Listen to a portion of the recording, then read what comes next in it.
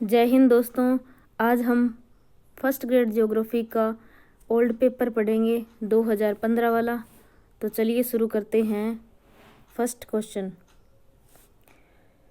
Question है पीर पंजाल श्रेणी जिसका अंग है वह है, किसका अंग है पीर पंजाल श्रेणी? तो ये लघु हिमालय का पार्ट है। लघु हिमालय जिसको हम मध्य हिमालय भी कहते हैं। जैसे हिमालय के पार्ट किए जाएं तो वैसे तो बड़े रूप में 3 हैं, लेकिन जो ऊपर वाला है जिसको हम वृहत हिमालय कहते हैं, उसके पीछे की साइड में एक और भी हिमालय है जो सबसे ज़्यादा पुराना है, जिसका नाम है ट्रांस हिमालय। तो जैसे एक व्यक्ति है, उसके पीछे उसकी जो छाया बन रही है, उसके पीछे अगर कोई व्यक्ति खड़ा है दूसरा जो हमें दिखाई नहीं देता है, उसी तरह से वृहत हिमालय के पीछे एक पर्वत बना हुआ है, वो है ट्रांस हिमालय। और सबसे पुराना पर्वत है ये ट्रांस हिमालय। उसके बाद है वृहत हिमालय जो सबसे बड़ा है, सबसे ऊंचा है। सबसे ऊंचाई पर सबसे ऊंची चोटी की बात करते हैं माउंट एवरेस्ट की, वो वृहत हिमालय के अंतर्गत ही आता है। फिर उसके बाद वृहत हिमालय के दक्षिण में आता है लघु हिमालय, जिसको हम कहते हैं मध्य हिमालय भी कहते हैं। तो मध्य हिमालय के अंदर जो है घूमने वाले जो भी क्षेत्र है जिसमें ज़्यादातर लोग जाते हैं घूमने के लिए, तो वो क्षेत्र और दर्रे, कुछ महत्वपूर्ण दर्रे हैं, वो भी लघु हिमालय के अंतर्गत ही आते हैं। उसके बाद आता है उसी के दक्षिण में शिवालिक हिमालय। शिवालिक हिमालय जिसको हम उप हिमालय भी कहते हैं, तो वो सबसे दक्षिण में जो है हिमालय का पार्ट है, उसका नाम है शिवालिक हिमालय। जबकि आंतरिक हिमालय किसका नाम है ये पूछा जाए तो वो होगा वृहत हिमालय को आंतरिक हिमालय कहते हैं, और इसको हिमाद्री हिमालय भी कह सकते हैं। फिर हम बात करते हैं दूसरा क्वेश्चन, जिसमें अक्षांश रेखाओं की मध्य दूरी भूमध्य रेखा की ओर कम होती जाती है, वह प्रक्षेप कौन सा है? तो वो है ध्रुवीय खमध्य समक्षेत्रफल प्रक्षेप। ध्रुवीय खमध्य समक्षेत्रफल प्रक्षेप जो है, इसमें अक्षांश रेखाओं के बीच की दूरी जो है भूमध्य रेखा की ओर कम होती जाती है, यानी भूमध्य रेखा के पास तो कम होती है वो, और ऊपर तो इसकी दूरी जो है ज़्यादा होती है। तो इस तरह से ये जो प्रक्षेप होगा ध्रुवीय खमध्य समक्षेत्रफल प्रक्षेप है। नेक्स्ट है एक बोन प्रक्षेप 50 डिग्री उत्तरी मानक अक्षांश के आधार पर बनाया गया है। यदि उसे पुनः 25 डिग्री उत्तरी अक्षांश के मानक के आधार पर बनाया जाए तो उसमें अक्षांश रेखाओं की वक्रता कैसी रहेगी? तो उसमें जाहिर सी बात है कि अगर उसमें कम कर दिया गया है तो मानक अक्षांश जो है वो, उसमें जो रेखाएं बनाई गई है तो उसकी वक्रता जो है वो घटेगी। तो इसका आंसर होगा घटेगी, क्योंकि 50 से कितना कर दिया, 25 कर दिया, तो वो घटेगी ही। फिर है केंद्रीयता के जिस माप से विचलनों के वर्ग का योग न्यूनतम होता है, तो वो क्या होता है? माध्य होता है। तो केंद्रीयता के इस माध्य से जो है, माध्य के माप में विचलनों के वर्ग का योग हमेशा ही न्यूनतम होता है। नेक्स्ट है किसी वितरण में सबसे अधिक बारंबारता वाले मूल्य को क्या कहते हैं? तो उसको बहुलक कहते हैं, मोड या जेड होता है। उसके बाद यदि समकों में से कोई स्थिरांक घटा दिया जाए तो उसका परिमाप विचलन हमेशा क्या रहेगा? अपरिवर्तित रहेगा। अगर समकों में से कोई स्थिरांक घटा भी दिया गया तो उसका परिमाप विचलन क्या होगा? हमेशा अपरिवर्तित रहेगा। नेक्स्ट है समकों को स्थिरांक से विभाजित करने पर माध्य एवं परिमाप विचलन स्थिरांक विभाजन के बराबर कम हो जाएंगे। स्थिरांक से विभाजित करने पर यानी इसमें भाग देने पर क्या होता है कि माध्य व परिमाप विचलन स्थिरांक विभाजन के बराबर कम हो जाएंगे। नेक्स्ट है मेंटल जिन सेलों से निर्मित है वे है पेरिडोटाइट सेलों से बने हुए हैं। तो मेंटल जो है उसमें कोई जिप्सम या एंड्रीहाइड हैलाइट ऐसी चट्टानें बिल्कुल भी नहीं है, उसमें जो है मेंटल पेरिडोटाइट चट्टानों से बना हुआ है। और हम जानते हैं जो पृथ्वी की आंतरिक संरचना के 3 बड़े बड़े भाग हैं, जिसमें क्रस्ट है, दूसरा मेंटल है, और सबसे ज़्यादा गहराई में केंद्र की तरफ है कोर या क्रोड है। तो मेंटल जो बीच वाला है उसी की बात हो रही है, तो वो पेरिडोटाइट सेलों से बना हुआ है। फिर है नेक्स्ट न्यूनतम गहराई पर मैग्मा का गुंबदाकार जमाव क्या होता है? तो वो लेकोलिथ कहलाता है। न्यूनतम गहराई, अगर ये अधिकतम गहराई पर होता तो बैथोलिथ होता, परंतु इसमें न्यूनतम गहराई लिखा हुआ है, इसलिए ऐसे गुंबदाकार जमाव को हम लेकोलिथ कहते हैं। बैथोलिथ और लेकोलिथ देखने में एक जैसे ही लगते हैं, लेकिन जो है बैथोलिथ का कभी भी हम आधार नहीं देख सकते, इतना बड़ा होता है गहराई में बना हुआ, और वो बाहर थोड़ा दिखता भी है, बाहर की तरफ थोड़ा उभरा हुआ सा दिखता भी है। लेकोलित है वो उसकी गहराई कम होती है। और लोपोलित होता है वो जो है वो तस्तरी के उल्टी तस्तरी के आकार का होता है। जैसे कटोरा होता है उसको जब हम सीधा रखते हैं उसकी जो आकृति बनती है उसके अकॉर्डिंग ये लेपोलित बनता है। और फिर है नदी घाटी के गहरा होने में सहायक कारक कौन से है। नदी घाटी गहरी कैसे हो सकती है, तो वो अपघर्षण से हो सकती है, अर्थात रेगमाल की तरह घिसने से वैसे भी गहरी हो सकती है घाटी। और दूसरा है सन्निकर्षण, नदी वाले में नहीं है, सन्निकर्षण केवल किस में होता है, हिमानी में ही होता है, इसलिए इसमें नहीं होगा। और फिर है जलीय दाब, अगर जल का बहुत ज़्यादा प्रेशर हो तब भी ऐसा हो सकता है कि नदी घाटी गहरी हो सकती है। फिर है गर्तिका छेदन, गर्तिका छेदन से भी हो सकता है। नेक्स्ट है आधार तल में धनात्मक परिवर्तन होता है। धनात्मक परिवर्तन आधार तल में कब होगा, जब समुद्र तल ऊपर उठने से होगा। समुद्र तल का या सी लेवल ऊपर उठ जाए तो आधार तल में क्या होगा, धनात्मक परिवर्तन हो जाएगा। फिर है सममंडल में सम्मिलित है, तो सममंडल में सम्मिलित है, समताप मंडल भी है, क्षोभ मंडल भी है और मध्य मंडल भी है, लेकिन बहिर्मंडल जो है वो विषम मंडल में शामिल है। फिर है धरातल को गर्म करने वाले सार्थक कारक कौन से हैं। धरातल को गर्म करने वाले सार्थक कारक पूछा हुआ है तो वह सौर विकिरण की लघु तरंगों से होता है, प्रति विकिरण की दीर्घ तरंगों से भी होता है। तो धरातल गर्म प्रति विकिरण की दीर्घ तरंगों से भी होता है और सौर विकिरण की लघु तरंगों से भी होता है, ये सार्थक कारक है। बाकी भूगर्भीय ताप, प्रचलित पवने, इनका कोई सार्थक कारक ये नहीं आते इनमें।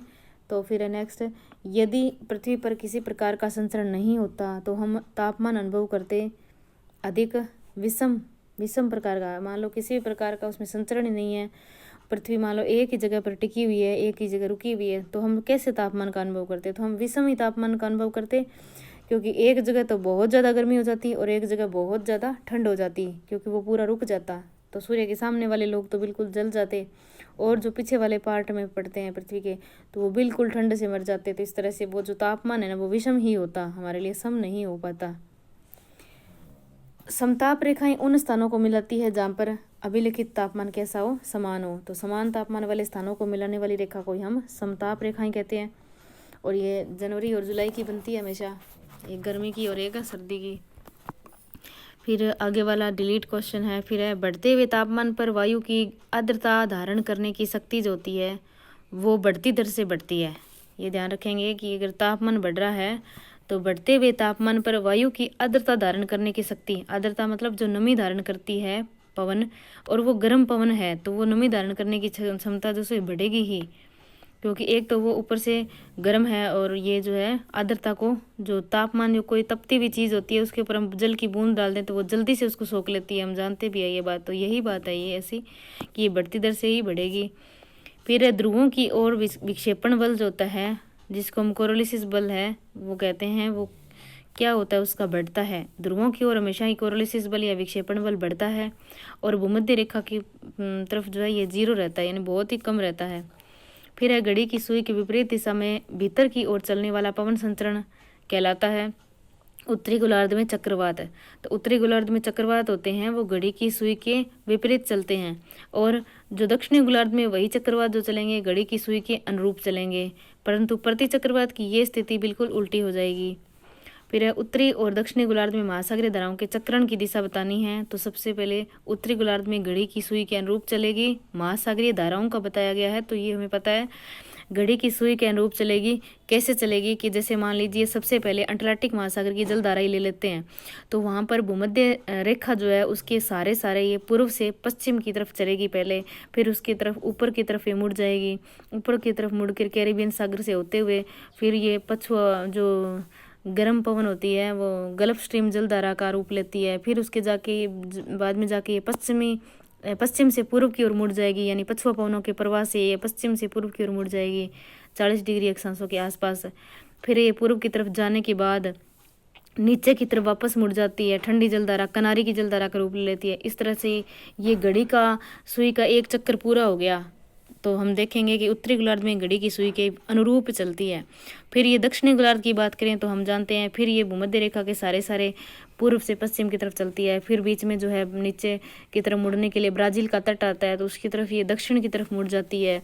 फिर ये पश्चिम से पूर्व की ओर पछुआ पवनों के प्रवाह में मुड़ती है।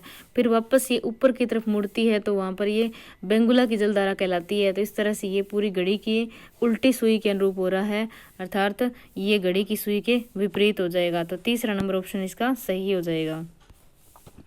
फिर है, यदि चंद्रमा की घूर्णन गति दोगुनी हो जाए तो किसी स्थान पर अगला ज्वार कितने मिनट की विलंब से आएगा? तो आएगा 26 मिनट की देरी से। चंद्रमा की अगर घूर्णन गति जो है हमने दुगनी कर दी तो किसी स्थान पर अगला ज्वार जो है, वैसे भी अगला ज्वार हमेशा 26 मिनट की देरी पर आ रहा है, तो हमें देखेंगे कि जैसे चंद्रमा की घूर्णन गति और एक पृथ्वी की तो इसमें ज्वार भाटा के अंदर हमें ध्यान रखना है कि कौन सी गतियों का योगदान है। तो पहले हमें ध्यान रखना है कि पृथ्वी की तो घूर्णन गति का योगदान होगा, पृथ्वी की केवल घूर्णन गति का योगदान होगा, पृथ्वी की परिक्रमण गति का कोई भी इसमें योगदान नहीं होता। फिर दूसरा, चंद्रमा की कौन सी गति होगी? तो चंद्रमा की घूर्णन गति का उसमें कोई भी योगदान नहीं है, चंद्रमा की केवल परिक्रमण गति का योगदान है। तो एक तो पृथ्वी की घूर्णन और चंद्रमा की परिक्रमण गति, इन सिर्फ 2 ही गतियों का योगदान है इस ज्वार भाटा में।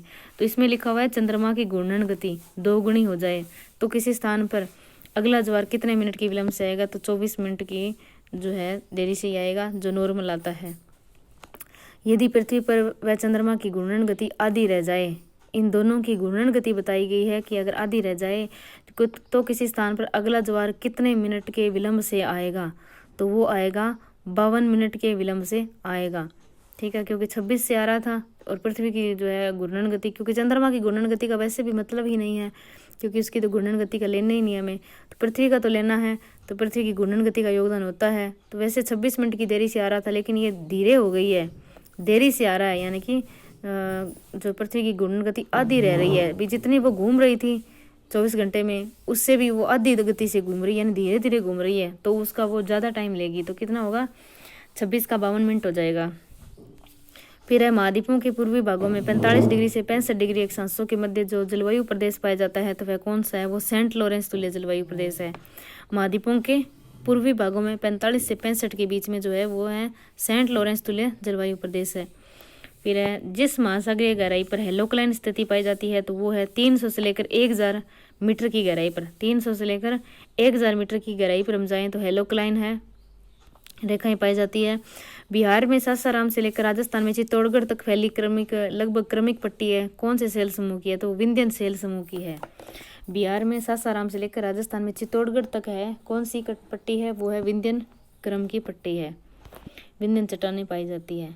फिर इनको सम्मिलित करना है, तो उत्तर से जो है हिमालय के पर्वत के निर्माणकारी बल के बारे में बताया गया है। तो उत्तर से बताया है स्वेस ने, किस दिशा में वो जा रहा है? तो उत्तर से बताया स्वेस ने। दक्षिण से बताने वाला विद्वान है बुरार्ड मोद्य है, बुरार्ड। और दोनों ओर से बताने वाला कौन है? तो कोबर है, और किसी ओर से नहीं तो ऑर्गन भी है। फिर है, कोपेन के अनुसार AMW प्रकार की जलवायु जहाँ पर मिलती है, AMW M आ गया, इसका मतलब है मानसूनी जलवायु की बात हो रही है। और यहाँ विंटर ड्राई होगा, W का मतलब विंटर ड्राई है, तो समर में वर्षा होगी, तो मानसूनी जलवायु है, विंटर ड्राई रहेगा, गर्मी में वर्षा होगी। तो वो कौन से क्षेत्र में होगा? तो हमें पता है केरल में ही होगा, क्योंकि केरल में मानसून प्रवेश करता है।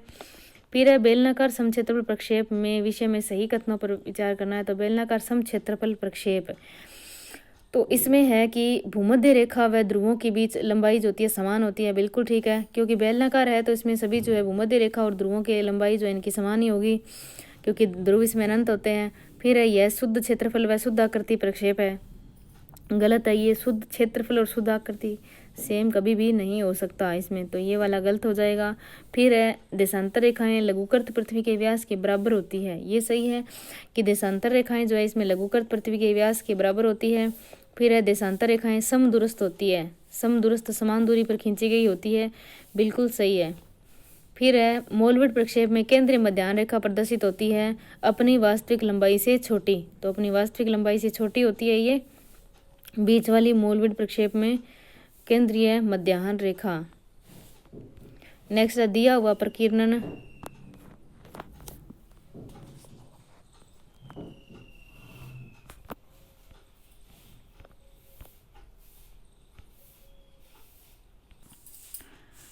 नेक्स्ट है दिया हुआ प्रकीर्णन आरेख प्रदर्शित करता है। आर का मान लगभग कितना है, तो -0.6 है।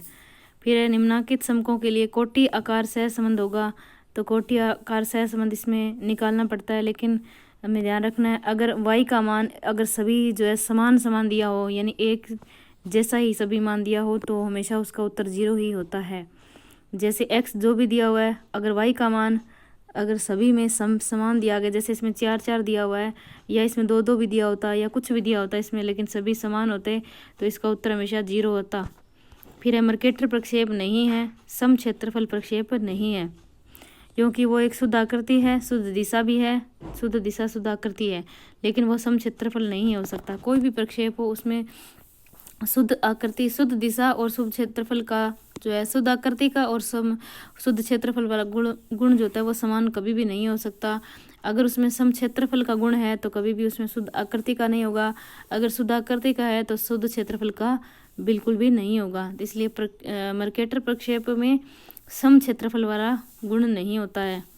राजस्थान में जलवायु के निर्धारक कारक कौन से हैं, तो वो है जलवायु के निर्धारक कारक के अंदर आएगा अरावली की अवस्थिति, अरावली की दिशा और वर्षा की अनिश्चितता, लेकिन समुद्र से दूरी इसका निर्धारक कारक नहीं है। समुद्र से दूरी है लेकिन वर्षा की अनिश्चितता इसमें नहीं है, तो उत्तर नंबर 4 हो जाएगा। अरावली की अवस्थिति, अरावली की दिशा, समुद्र से दूरी है, लेकिन वर्षा की अनिश्चितता इस जलवायु का कारक निर्धारक नहीं है। लाल और पीली मिट्टी वाला जिला युगम है, कौन सा है, सवाई माधोपुर और करौली जो है लाल और पीली मिट्टी वाला जिला है। फिर सागवान के वन वाला जिला कौन सा युगम सही है, तो बांसवाड़ा डूंगरपुर में पाए जाते हैं सागवान के वन। जितने मिलीमीटर की समवर्षा रेखा राजस्थान को लगभग 2 बराबर भागों में बांटती है, तो वो कौन सी है, 500 मिलीमीटर की समवर्षा रेखा या 50 सेंटीमीटर समवर्षा रेखा। वर्षा की राजस्थान में वर्षा की घटती प्रवृत्ति की विशिष्ट दिशा कौन सी है, तो घटती प्रवृत्ति को बताना है।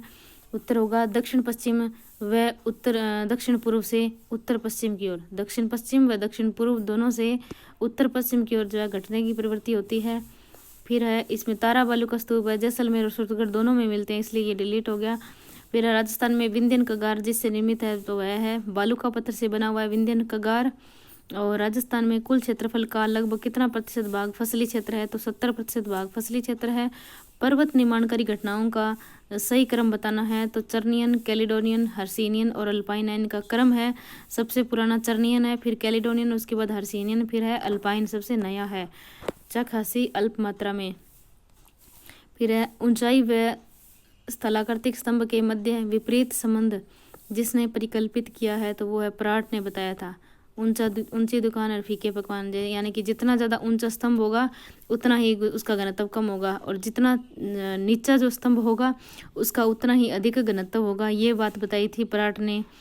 तो इस तरह से प्राट का उत्तर हो जाएगा। टेरेन होते हैं, टेरेन क्या होते हैं, मेंटल के स्वानिक तथा प्लेट विवर्तन के प्रभाव से गतिमान प्रॉपर्टी खंड जो होता है वो टेरेन होता है। टेरेन क्या होता है कि मेंटल के स्वानिक तथा प्लेट विवर्तन के प्रभाव से गतिमान प्रॉपर्टी खंड होता है वो टेरेन है। फिर ये वलन दिखाया गया है कि ये कौन सा वलन है, तो ये जो वलन है समनत वलन है, समनत, दोनों भुजाएं समान दिख रही है, समनत वलन है। फिर दिए गए चित्र में भ्रंश को प्रदर्शित किया गया है। अगर वो जो ऊपर जो है एरो के निशान है दोनों विपरीत दिशा में जा रहे हैं तो हमेशा सामान्य भ्रंश होगा। अगर ये दोनों अपने एक ही दिशा में आ रहे होते तो उत्क्रम भ्रंश होता, परंतु ये जो है दोनों विपरीत में जा रहा है इसलिए सामान्य भ्रंश होगा। गतिजन्य हवाईदाब पेटी स्थित कौन सी है, तो गतिजन्य है पोषण उच्च दाब और उपद्रवीय निम्न दाब वाली पेटी है। फिर है यदि धरातल सर्वत्र समतल होता वह पृथ्वी घूर्णन नहीं करती तो पवनें समदाब रेखाओं के समकोण पर चलती, बिल्कुल समकोण पर ही चलती। फिर कोरोलिसिस बल जिन पर अधिकतम पड़ता है ध्रुवीय पवनों पर ज़्यादा पड़ता है, क्योंकि ध्रुवों पर ही अधिकतम होता है तो ध्रुवीय पवनों पर ज़्यादा ही पड़ेगा। पवनों पर पड़ने वाले बलों का योग शून्य हो जाने पर स्थित स्थिर गति व दिशा से चलने वाली पवनों को क्या कहते हैं, तो जियोस्ट्रोफिक विंड कहते हैं इनको, जो स्थिर गति व दिशा से चलती है। फिर है कोपेन वाला जो वर्गीकरण है इसको सम्मिलित करना है। ए प्रकार की जलवायु जो है वो है अयनवर्तीय, अयन रेखीय कृषि अयनवर्तीय वर्षीय जलवायु कहलाएगी वो, क्योंकि इसमें वर्षा ज़्यादा होती है। फिर है बी वाली जलवायु जो शुष्क होती है, बिल्कुल शुष्क जलवायु होती है। बी वाली जलवायु जो है इसमें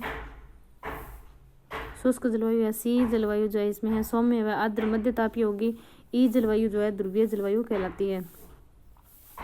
तो इसमें 52 क्वेश्चन हो गए हैं। अब 53 नंबर क्वेश्चन है कि स्थिर स्थल सिद्धांत है वो किसका दिया हुआ है, तो मर्रे का है। हिमनद नियंत्रण सिद्धांत डेली का है। निमज्जन सिद्धांत जो है वह अगासिज का है। नहीं, हिमनद नियंत्रण सिद्धांत तो अगासिज का है।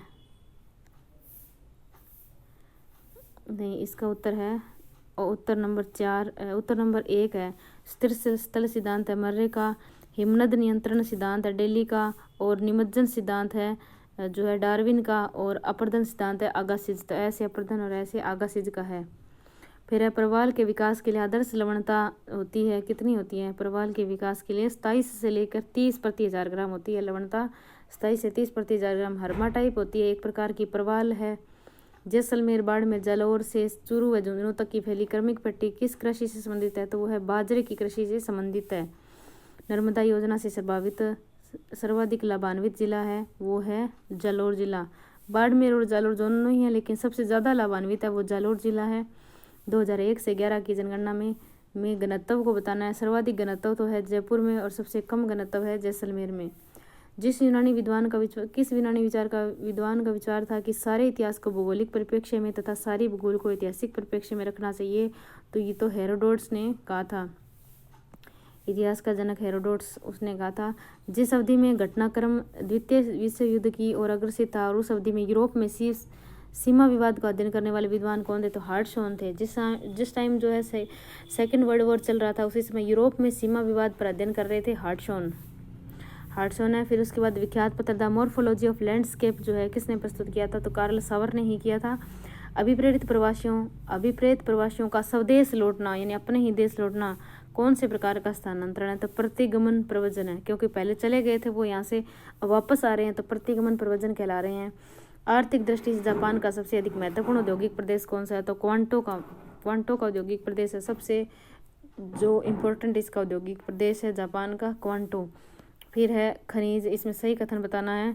तो खनिज तेल के ज्ञात भंडारों की दृष्टि से वेनेजुएला अब सऊदी अरब से आगे निकलकर प्रथम प्रयास पर है, सही है। उसके बाद सऊदी अरब विश्व में लगभग 1/5 तेल के भंडारण है यहाँ पर। और सऊदी अरब विश्व का सबसे बड़ा तेल उत्पादक व निर्यातक देश है। अभी इसका नया आंकड़ा है तो वो देखना होगा। घटते क्रम में विश्व के सबसे बड़े यूरेनियम उत्पादक देश है, तो कजाकिस्तान, कनाडा और ऑस्ट्रेलिया सबसे बड़े यूरेनियम उत्पादक देश है। फिर क्षेत्रीय एकीकृत सिद्धांत यूनिफाइड फील्ड थ्योरी किसने दी थी, या किस का योगदान इसमें, तो विटलसी, हार्टशॉन और गोटमैन का विचार है। वैसे एस.वी. जोन्स का सिद्धांत है, 3 विद्वानों का योगदान था इसमें, विटलसी, हार्टशॉन और गोटमैन का विचार क्षेत्र श्रृंखला जिस सिद्धांत की व्याख्या है, तो ये क्षेत्रीय एकीकृत सिद्धांत की ही व्याख्या है। फिर 2 संप्रभु राष्ट्रों को अलग करने वाला कटिबंध क्या होता है, सीमांत होता है। अलग करने वाली बात हो रही है, तो जोड़ने वाला होता है तो अलग होता है। 2 संप्रभु राष्ट्रों को अलग करने वाला क्षेत्र जो होता है वो सीमांत कहलाता है। फिर स्थलाकृतियों के विकास में भूगर्भिक संरचना के योगदान की संकल्पना दी थी, वह थार्नबरी है। कौन है, W.D. थार्नबरी। किसी अवस्थिति पर कृषि उत्पादकों के प्रकार को प्रभावित करने वाले कारकों में जिस कारक को वॉन थ्यूरेन ने पूर्व कल्पित नहीं किया है, तो वो है जलवायु की बात उसने बिल्कुल भी नहीं की है। उसने भूमि किराए की बात करी है, बाजार से दूरी की बात की है, उत्पाद का बाजार में विक्रय मूल्य की बात करी है, लेकिन जलवायु की बात बिल्कुल भी नहीं की है। भूकंप का अधिकेंद्र स्थित होता है उद्गम केंद्र से 90 डिग्री पर स्थित होता है। कौन सा एक भूकंप का प्रकार नहीं है, तो भूकंप का प्रकार मिश्रित प्रकार का भूकंप नहीं है। ज्वालामुखी जन्य है, नियात है, विवर्तन की है, लेकिन मिश्रित नहीं है। कौन सा सम्मिलित नहीं है, तो जलोढ़ पंख नदी से संबंधित है, बिल्कुल सही है। दिमोड़ हिमानी से, वातगर्त वायु से, लेकिन एस्कर वायु से नहीं है बल्कि हिमानी से है। फिर एल्बिडो से तात्पर्य है धरातल से सौर विकिरण की परावर्तित मात्रा।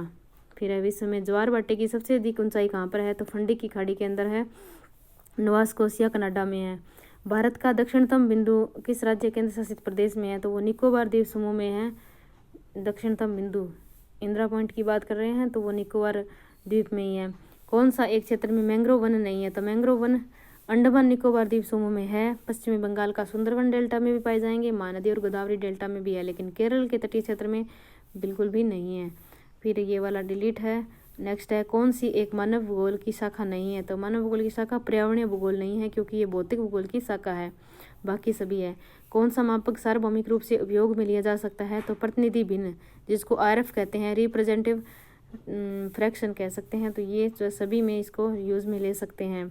जब एक बहुत लंबी दूरी के को छोटे मानचित्र पर दिखाया जाता है तो वो मापक हमेशा लघु मानक कहलाता है, वो लघु मापक होगा। और वायुमंडलीय गैसों में CO2 का प्रतिशत कितना है, तो CO2 का प्रतिशत 0.036% है। निम्नलिखित में से कौन सा पर्वतीय संचरण का परिणाम नहीं है, तो निमज्जन नहीं है। इसमें वलन, भ्रंशन, संवलन ये पर्वतीय संचरण के परिणाम है, लेकिन निमज्जन नहीं है। कौन सी ग्रहीय हवाएं नहीं है, स्थायी की बात हो रही है, तो जो इसमें मानसूनी हवाएं हैं वो स्थायी नहीं है। फिर अटलांटिक महासागर में कौन से उज्ज की प्रधानता है, तो अटलांटिक महासागर में ग्लोबिजेरिना जो उज्ज है वो सबसे ज़्यादा पाया जाता है। संभववाद के स्थान पर प्रसंभववाद शब्द का प्रयोग किया था OH के स्पेट ने अपनी पुस्तक कल्चरल ज्योग्राफी में प्रकृति और मानव के सामंजस्य में विश्वास रखने वाला भूगोलवेत्ता कौन था, तो वो है कार्ल सावर है, कल्चरल ज्योग्राफी वाला कार्ल सावर है। फिर है मिडलैंड कहाँ पर है, तो ग्रेट ब्रिटेन के अंदर है मिडलैंड। उसके बाद पिट्सबर्ग की बात करें तो USA के अंदर है, नगोया जापान के अंदर है और रोन घाटी फ्रांस में है। फिर व्यवस्थित भूगोल का पिता किसको कहा जाता है, तो इरेटोस्थनीज को कहा जाता है व्यवस्थित भूगोल का पिता। सुमेलित कौन सा नहीं है, तो इसमें हमबोल्ट की कॉस्मोस है, रिटर की डाइयार्ड कुंडे लिखी हुई है, रेडजेल की एंथ्रोपोजोग्राफी लिखी हुई है, लेकिन विडाल्डी लाप्लास की नहीं है। नेचर ऑफ ज्योग्राफी तो हार्टशॉन की है। मानव भूदृश्य को स्वरूप देने वाला नवीनतम पंडित है, ये किसने कहा था, ये कहा था कार्ल सावर ने। भूदृश्य मानव भूदृश्य की बात हमेशा कार्ल सावर ही करते हैं। फिर है कौन सा एक भारत के प्रायद्वीपीय पठार का उप आर्थिक प्रदेश नहीं है, तो बुंदेलखंड का पठार भारतीय प्रायद्वीपीय पठार का उप आर्थिक प्रदेश नहीं है। प्रायद्वीपीय पठार का उप आर्थिक प्रदेश में महाराष्ट्र पठार आता है, कर्नाटक का पठार आता है, आंध्र का पठार आता है। भूकंपीय छाया क्षेत्र में कौन सी तरंग को हम देख सकते हैं, तो कोई भी तरंग को कभी भी नहीं देख सकते, ये ध्यान रखना, चाहे P हो, S हो या L हो, हमने कभी भी किसी तरंग को देखा ही नहीं है तो हम देख ही नहीं सकते हैं, तो कोई नहीं इसका उत्तर होगा। ज्वालामुखी के द्वारा निर्मित सबसे बड़ी आंतरिक स्थलाकृति कौन सी है, तो वो बेथोलिथी है, पहले भी इस पर बात कर ली है। फिर यह सागरीय अधस्थल का विस्तार, इसका 1960 भी लिखा हुआ है, कहीं पर 1961 भी लिखा हुआ है, इसलिए ये डिलीट क्वेश्चन है। कीचड़ प्रवाह व मृदा प्रवाह का प्रकार है, तो ये तीव्र संचलन का प्रकार है। कीचड़ प्रवाह और मृदा प्रवाह हमेशा तीव्र संचलन होते हैं, रैपिड मूवमेंट्स होते हैं। कौन सी प्लेट इंडियन व फिलीपींस प्लेट के बीच में स्थित है, तो कैरोलिन प्लेट है, जो इंडियन प्लेट और फिलीपियन प्लेट के बीच में स्थित है, कैरोलियन प्लेट।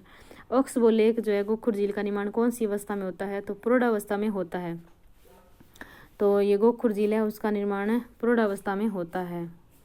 फिर है इसमें राजस्थान में दिया हुआ है, इसमें जो चोटियाँ ABCD के अंतर्गत दी गई है, तो इसमें उत्तर से दक्षिण की ओर लगाना है। तो सबसे पहले ऊपर है डाफला, फिर उसके पास में नीचे की तरफ है पटकाई बूम, फिर नागा पहाड़ी और मीजो पहाड़ी है। फिर एरी की मुख्य संकल्पना कौन सी है, तो समान घनत्व के साथ गहराई में परिवर्तन। घनत्व समान बताया था एरी ने, और उसने बताया कि गहराई सबकी अलग अलग होती है लेकिन समान उसका घनत्व होता है, तो 2 नंबर उत्तर हो जाएगा। प्रवास के लिए गतिशीलता संक्रमण मॉडल दिया था, किसने दिया था, जेलनेस्की ने दिया था। जल गति करता है वैसे भी, तो गतिशीलता संक्रमण मॉडल जेलनेस्की ने दिया था। प्रकृति आदेशात्मक नहीं वह अनुमति बोधक होती है, यह कहा था ब्रूंस ने कहा था। ब्रूंस का कथन है कि प्रकृति आदेशात्मक नहीं वह अनुमति बोधक होती है। ब्लांस। USA की मक्का पेटी की पश्चिमी सीमा का निर्धारण किया गया है 50 सेंटीमीटर समवर्षा रेखा के द्वारा, 50 सेंटीमीटर समवर्षा के रेखा द्वारा। फ्रांस का तोलूज जो औद्योगिक प्रदेश जो है वो विमान के लिए प्रसिद्ध है, किसके लिए, विमान के लिए। वेटलसी के अनुसार विश्व में कुल कितने कृषि प्रदेश है, तो 13 कृषि प्रदेश है, 13 कृषि प्रदेश है। प्रथम स्वदेशीवादी कौन था, तो अरस्तु प्रथम स्वदेशीवादी था, टेलियोलॉजिस्ट था। राजस्थान के कौन से जिले लूणी नदी का अंतर्वर्ती क्षेत्र जो है कृषि जलवायु में सम्मिलित है, तो वो है पाली, सिरोही, जालोर। पाली, सिरोही और जालोर जो है लूणी नदी के अंतर्वर्ती क्षेत्र में आते हैं। फिर है सम्मिलित करना है इसमें, तो जनघनत्व बताना है। जयपुर का कितना है, 595 है, जयपुर का 595 है। भरतपुर का 503 है, दौसा का है 476 और अलवर का है 438 है। फिर थारनवेट का ये कौन सा प्रदेश है जो ब्लैक किया हुआ है, तो वो है EA-D जलवायु है, शुष्क वाला। उसके बाद व्यवहारवादी भूगोल का विकास किस दशक में हुआ था, तो 1960 के दशक में हुआ था, 1960 के दशक में व्यवहारवादी भूगोल का विकास हुआ था। पदार्थ सूचकांक अधिक होने पर वेबर के अनुसार उद्योग कहाँ स्थापित होगा, तो 1 से अधिक होने की बात हो रही है, यानी अधिक होने का मतलब 1 से अधिक हो रहा है, अर्थात पदार्थ जो है वो क्या है, मिश्रित है, यानी कि वो जो है साफ नहीं है, मिश्रित है, अशुद्ध कच्चा माल हो गया, तो वो कच्चे माल के समीप ही उद्योग लगाया जाएगा। क्षेत्र एकरूपतावाद सिद्धांत की श्रृंखला का सही क्रम बताना है, तो इसका क्रम है राजनीतिक विचार, उसके बाद हमेशा निर्णय होता है, निर्णय के बाद गति होती है, गति के बाद क्षेत्र और लास्ट में होता है राजनीतिक क्षेत्र। कौन सा स्थान कर्क रेखा के उत्तर में स्थित है? तो बोकारो जो है कर्क रेखा के उत्तर में है। बोकारो झारखंड में पड़ता है और ये कर्क रेखा के उत्तर में स्थित है। जबलपुर, पुरुलिया, भुज ये तो कर्क रेखा के बिल्कुल पास में है। केंद्र सरकार की राष्ट्रीय विरासत शहर विकास और संवर्धन योजना के प्रथम दौर में चयनित राजस्थान का नगर कौन सा है? तो अजमेर है। अजमेर है। उसके बाद में किस जनगणना दशक में लिंगानुपात भारतवर्ष में सबसे अधिक गिरावट दर्ज की गई है? तो 1961 से 71 में लिंगानुपात में गिरावट दर्ज की गई है। 1961 से 71 में। फिर है सागरीय अधस्तल के विस्तार की व्याख्या करते हुए हैरियस ने किस अवधारणा पर विचार नहीं किया? तो विभिन्न महाद्वीपों में जीवाश्मों का वितरण, इसकी बात उसने बिल्कुल भी नहीं की। तो हैरियस ने बात की है कि मध्य महासागरीय घटकों के साथ ज्वालामुखी क्रियाएं होती है।